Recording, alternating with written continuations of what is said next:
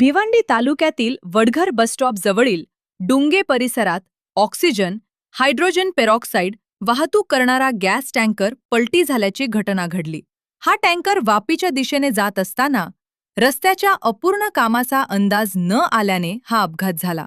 या अपघातात टँकर चालक राजकुमार पाल हे किरकोळ जखमी झाले आहेत. घटनेची माहिती मिळताच अग्निशामक दलाची एक गाडी आणि पोलीस प्रशासन तात्काळ घटनास्थळी दाखल झाले. टँकरवर पाण्याचा मारा करून परिस्थिती नियंत्रणात आणण्यात आली.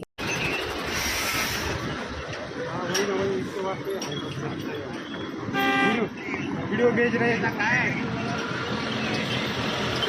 हाँ, वीडियो